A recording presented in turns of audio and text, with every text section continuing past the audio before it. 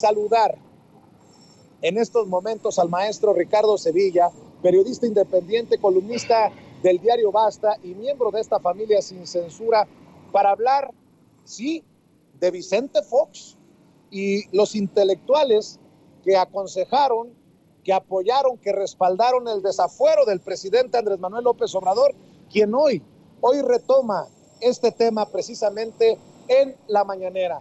Y lo que vamos a ver y escuchar creo que es doloroso, sí, horroroso también, pero sobre todo encabronante, por cómo piensan esos intelectuales orgánicos, esos intelectuales que han servido a las élites económicas, corporativas y políticas del México, que esperemos se quede siempre ya, para siempre, pues, en el pasado, mi querido Ricardo. Un abrazo, te saludo con mucho gusto, maestro.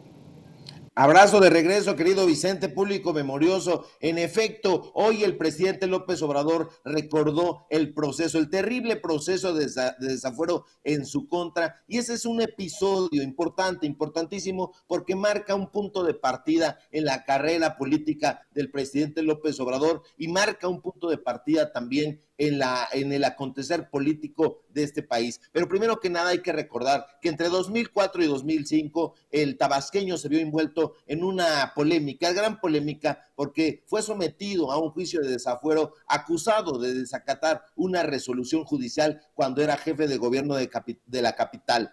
Pero esto fue solamente la superficie, porque fue una acción deliberada para evitar su candidatura a la presidencia de 2006. Lo que hacía Vicente Fox era tratar de allanarle el camino al sucesor. En ese momento todavía no se perfilaba Felipe Calderón Hinojosa, pero él quería allanarle el camino a algún panista. En la entonces Procuraduría General de la República lo acusó a López Obrador de violar un amparo dictado por un juez, siempre los magistrados, siempre los jueces, un sujeto llamado Álvaro Tobilla León, en favor de los propietarios de un predio, el predio del Encino, que está ubicado en Santa Fe, por lo que se pidió el desafuero. Y lo querían procesar penalmente. Se le acusaba de abuso de autoridad, entre otras gracejadas. El proceso, desde luego, causó revuelo inmediato, porque Vicente Fox había declarado previamente que su gobierno no pretendía desaforar o enjuiciar políticamente al titular del gobierno de la Ciudad de México, aún después de haber reconocido que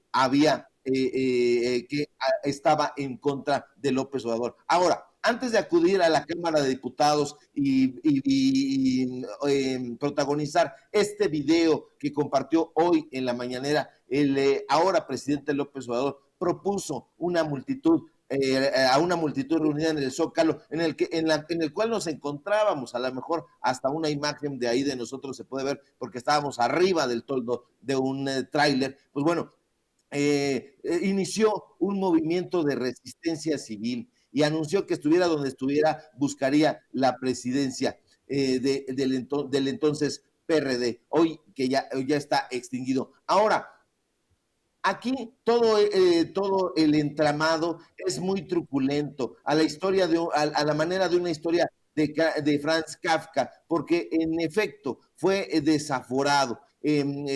127 votos en contra, 2 abstenciones, fueron más de 300, fueron 360 votos a favor, y pues bueno, se le retiró el fuero constitucional al presidente al ahora presidente López Obrador. Y ahí habló Javier Vega Mejmije para argumentar que no había acatado la suspensión provisional. Ahora, es muy importante recordarlo, porque el telón de fondo son los intelectuales, los personajes que en ese momento estaban y todavía continúan lacerando la imagen de López Obrador. Personajes como Enrique Krause, personajes como Héctor Aguilar Camín. Al propio Enrique Krause se le pidió que acudiera a la residencia, entonces la residencia oficial de Los Pinos, para que platicara él y sus huestes con con el entonces presidente para preguntarle si ellos pensaban que era correcto o no desaforarlo. Ahí se volvieron locos porque un personaje que es el principal palafrenero y uno de los francotiradores de Enrique Krause, Guillermo Sheridan Prieto, que ya hemos hablado aquí con datos duros, pues pidió prácticamente casi su cabeza, casi poco faltó para que pidiera que López Obrador, pues bueno, pasara a la guillotina. Así de loco está este personaje. Y si no me creen, me gustaría que pusiéramos una publicación que originalmente apareció en la revista Letras Libres de este sujeto que se llama Guillermo Sheridan Prieto, es un personaje racista y si me permite poner esa fotografía, veremos la calidad de sujeto que es. Para Sheridan, que siempre ha tenido una enorme animadversión por López Obrador, el mexicano es ignorante, Vicente, el mexicano para él es violento, es tonto, es caprichoso, es corrupto, es ladrón, es alcohólico, y esto lo avala la revista Letras Libres, es uno de los amigos más cercanos de Enrique Krause. Aquí incluso el propio escritor José Saramago recibió una andanada de golpes en Televisa por un estúpido que se llama Esteban Arce, si no mal recuerdo, amigo del burro Van Rankin. ¿Por qué golpearon a José Saramago, premio Nobel de literatura portugués? Porque él se posicionó a favor en ese momento de López Obrador. Dijo el premio Nobel que se encontraba estupefacto, que no entendía qué estaba pasando en México, si era falta de pudor. Y bueno, él dijo, yo me inclino a pensar que se trata de una enfermedad crónica y de una enfermedad crónica en un país que se le hacía increíble que sucediera porque era el país, dijo el premio Nobel, de Juárez o de Cárdenas, pero no entendía cómo era que este personaje, que Vicente Fox, llevara a cabo ese proceso de desafuero. ¿Por qué? Porque hay que decirlo con todas sus letras, el que estuvo detrás de este desafuero fue Vicente Fox, y Vicente Fox, pues bueno, tenía esa alianza con el PRI, por eso le dice la gente muy bien el PRIAN. Hay que recordar a Gabriela Cuevas, a Jorge Lara, ambos del PAN, que fueron a pagar la fianza de 2,000 pesos que se requería para que López Obrador enfrentara la libertad bajo caución. Eso benefició paradójicamente la imagen de la ahora presidente de la República, Vicente, porque tenía una muy buena aceptación aquí en la Ciudad de México, pero pues bueno, su imagen no estaba tan bien reconocida en otros estados, y gracias a que este personaje, a que Vicente Fox encausó el proceso de desafuero, el tabasqueño fue conocido y reconocido en otros estados y comenzó a ascender en su carrera política. Entonces, esto es muy importante recordarlo. Hay que recordar también que los dinosaurios, los longevos priistas y panistas de esa época, Juan de Dios Castro Lozano y Jorge Romero, ya ambos finados, fueron virulentos y poco faltó, insisto, para que solicitaran que López Obrador pusiera su cabeza en la guillotina, pero la animadversión de ese diputado era fruto del odio de las cúpulas priistas. Te digo algo curioso, porque estuve revisando la biografía de estos personajes, y Jorge Romero, ese diputado priista que votó a favor del desafuero de López Obrador y que fue tan virulento, en su momento fue director de protección y vialidad en la Dirección General de Seguridad Pública y Tránsito en Hidalgo.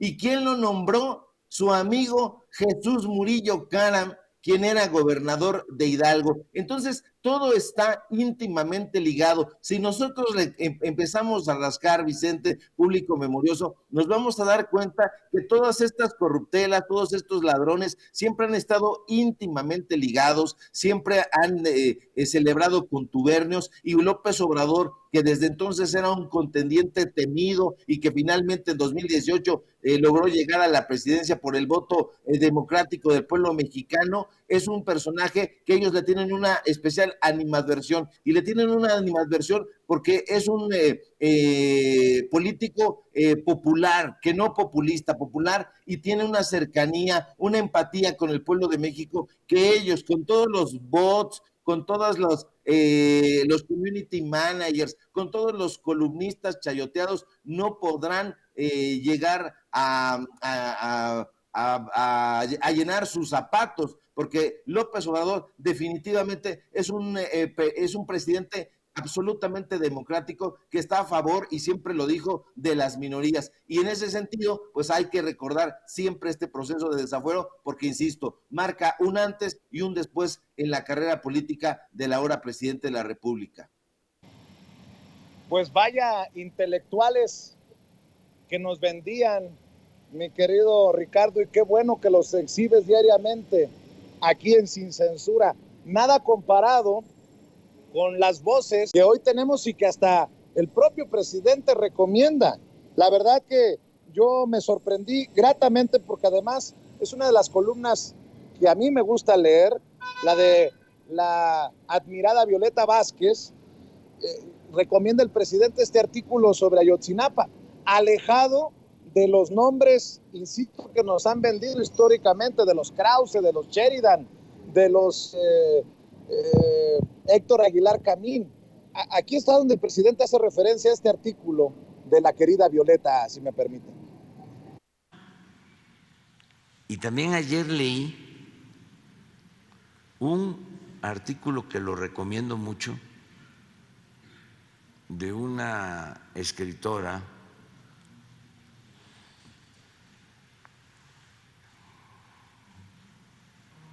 ahora me voy a acordar su nombre, que también lo recomiendo. Está el artículo en El Chamuco. Es una escritora también sobre el papel de los intelectuales en el caso de la desaparición de los jóvenes. Lo abominable de sus posturas. Así se llama, Violeta Vázquez, la irresponsabilidad de los intelectuales, citando un artículo, un ensayo de Chomsky, pero es de lo mejor, lo recomiendo. Eso es lo que ya tiene que irse haciendo a un lado. Afortunadamente ya no tiene el peso que tenía antes.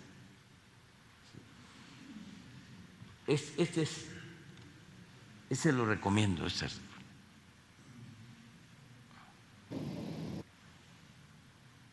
Pues ahí está la recomendación del presidente Andrés Manuel López Obrador al artículo que publica Violeta Vázquez Rojas, la irresponsabilidad de los intelectuales. Y nada más un poco, mi querido Ricardo Sevilla, para hablar de Violeta y de cómo el presidente también ha mencionado a nuestra querida Beatriz Aldaco, ha mencionado a diferentes compañeros, creo yo que de lucha. Dice, por ejemplo, Violeta Vázquez Rojas, ya sabemos bien, pero no por eso se nos olvida que las decisiones que favorecen los intereses económicos de las élites necesitan legitimarse por medio de la opinión y las explicaciones supuestamente independientes de ciertos intelectuales. Sus voces se amplifican desde los medios de comunicación corporativos y así escuchamos o vemos en televisión o radio sus análisis sobre el acontecer político. Y si el que opina es de mayor rango en la jerarquía de la intelectualidad, También leeremos sus opiniones en medios digitales o de preferencia impresos, periódicos y libros de amplia difusión. Con sus honrosas y muy claramente identificables excepciones, experto es el nombre que se asignan quienes desde una posición presuntamente ilustrada justifican y dan legitimidad a las decisiones de las élites. Creo que este primer párrafo pues ha de caer muy mal y hasta chorrillo causar entre los personajes que tú exhibes una y otra vez y por años, mi querido Ricardo Sevilla.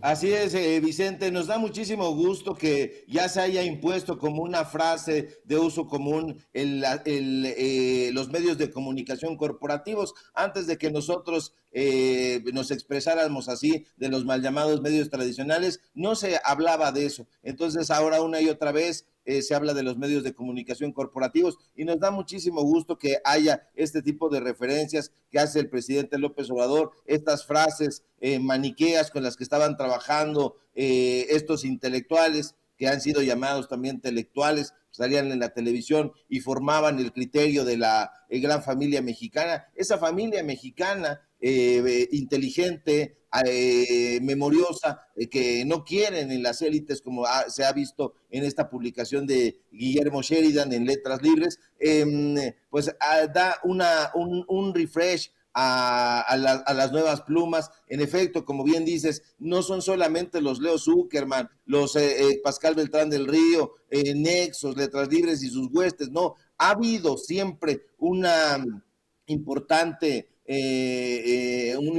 grupo de intelectuales que no se han conformado como grupo porque son independientes realmente y no están cobijados en ningún grupo ni político ni intelectual, pero los podemos enumerar muy fácilmente. Ahí está Beatriz Aldaco, nuestra amiga, está también Ramiro Padilla, está Luis Tovar, el director de la Jornada Semanal, está por supuesto el gran escritor Agustín Ramos, y así podríamos ir enumerando. Está el propio Gerardo Villegas, que también ha participado aquí en Sin Censura. En fin, hay muchas voces, muchos intelectuales, muchos periodistas que valdría mucho la pena asomarse a su trabajo, porque tienen reflexiones no de hoy, sino desde hace mucho tiempo, pero que habían sido soslayados por estos medios de comunicación que tienen nombre y dueño: Excelsior, El Universal, Reforma, hasta el 1+1, que en algún momento fue un periódico importante, ha sido vendido a las huestes priistas. Entonces hay que tener mucho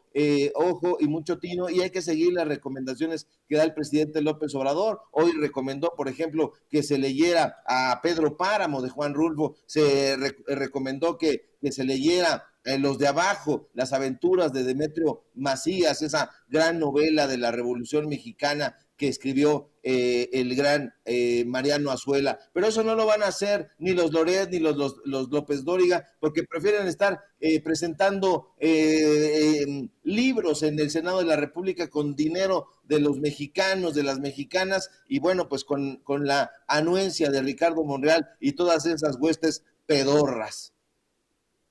Así es. Si me permites pedir tu opinión, ¿cómo ves la respuesta de Lorenzo Córdoba a la exhibidototototota del martes del Jaguar que encabeza Laida Sansores, la gobernadora de Morena de Campeche?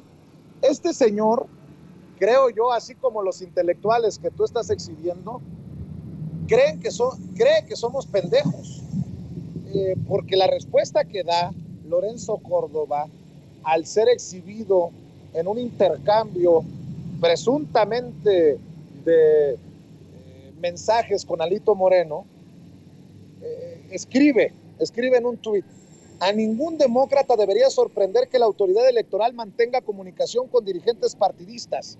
Es lo normal y obligado en democracia.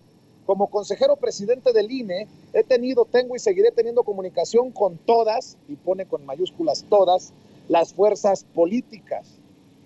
Pero eso no es lo que se le está señalando. Estamos denunciando que Alito Moreno le estaba pidiendo a Lorenzo Córdoba incluso los puntos discursivos para defender al INE públicamente. que Lorenzo Córdoba tiene tal relación de cercanía con el PRI de Alito Moreno que hasta le, entre comillas, le ayuda con los reportes financieros del partido. ¿Será porque en su momento, porque Lorenzo Córdoba le debe al PRI estar ahí como consejero presidente del INE? Y nada más para escuchar tu opinión, mi querido Ricardo, de esta falta de honestidad intelectual de Lorenzo Córdoba, el consejero presidente del INE, déjame leer algunos comentarios de Twitter. Epigmenio Ibarra: no se equivoque Lorenzo Córdoba, el problema no es que tenga comunicación con el tal Alito, es el contexto y los contenidos lo escandaloso. Abraham Mendieta: ¿quién iba a imaginar que Lorenzo Córdoba acabaría asesorando a Alito? También leo a Abraham Mendieta en otro tuit que dice: es deleznable leer el intercambio de favores que se hacían el presidente del INE Lorenzo Córdoba y el corruptísimo Alito Moreno. El INE amenaza a la democracia con su parcialidad. Por su parte, leo a Alejandro Páez Varela, quien escribe: el PRI lo propuso y le dio la chamba de su vida. Las conversaciones de Lorenzo Córdoba con Alito no deberían sorprender, ni que todo el cochinero que millones hemos escuchado no lo movilice como lo moviliza AMLO. Es que el PRI lo hizo y le dio la chamba de su vida. ¿Dudas? Mi querido Ricardo Sevilla, no solamente indigna lo que sabemos desde el martes, sino encabrita el descaro, la forma tan sinvergüenza de responder y disquedar la cara del presidente del INE, del consejero presidente del INE, Lorenzo Córdoba. ¿Tú cómo ves, Ricardo? Es un personaje desvergonzado, es un racista, nos podemos esperar lamentablemente todo de este árbitro supuestamente electoral que ha entregado el Instituto Nacional Electoral, el organismo más importante de vigilar la democracia en este país, a las huestes priistas y panistas. Lo habíamos visto ya del brazo de Claudio X González, del brazo de Gustavo de Hoyos, el expresidente de la Coparmex, y pensábamos que su estulticia no iba a llegar a tanto, pero en vísperas de que ya se largue del Instituto Nacional Electoral que tiene secuestrado con Ciro Murayama, ese personaje que corre, apenas lo vemos para entrevistarlo, como en algún momento nos tocó verlo en las calles del centro de la Ciudad de México y huyó, se subió en su camioneta para no platicar con la audiencia de Sin Censura. Pues bueno, son esa clase de sujetos que no están vinculados al pueblo, que no les interesa la democracia, que son falsos demócratas, de hecho, que los han vestido de relevancia en procesos electorales en los que no han figurado para nada y que se ha encargado el pueblo de vigilar esas urnas que de pronto aparecen en algún barranco, que de pronto están manoseadas y que estos personajes, en lugar de estar vigilantes y acechantes para que se lleve a cabo una democracia límpida, están en otra cosa, están asesorando a personajes en efecto deleznables, como es el caso de Alito Moreno, un sujeto que ya ha cometido pifias, robos, desacatos, ha lanzado injurias a diestra y siniestra, y pues lo peor que está haciendo este personaje ya de por sí manchado en su imagen es acercarse al PRI, a un PRI que ya está agonizante, a un personaje que no lo quieren ya ni en su propio partido político. Entonces, Lorenzo Córdoba pues es un personaje anecdótico,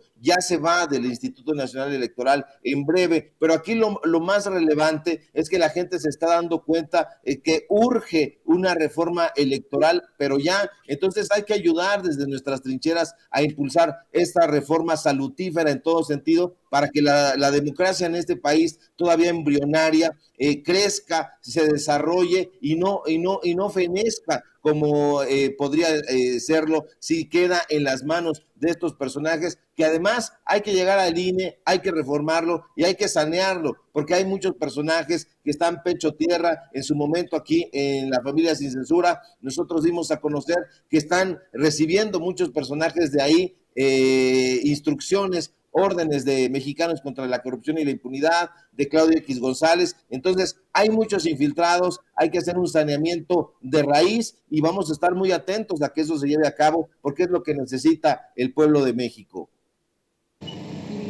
Gracias, Lilian. Maestro Ricardo Sevilla, como siempre, muchas gracias por tus participaciones, tus opiniones, tus comentarios aquí en Sin Censura. ¿Por qué no cerramos invitando a la gente para que te sintonice, para que se conecte contigo y para que apoye lo que haces en tus trincheras?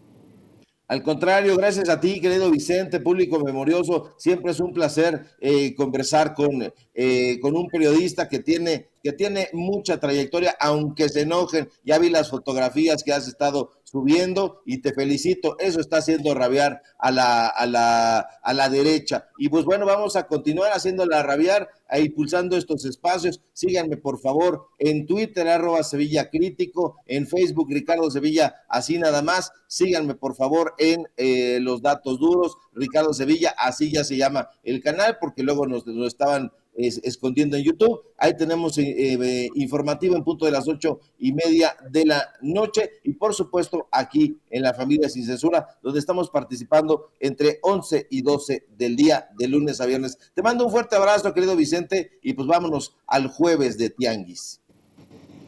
Claro que sí, que te vaya muy bien y muchas gracias, Ricardo Sevilla, hablando con nosotros sin censura.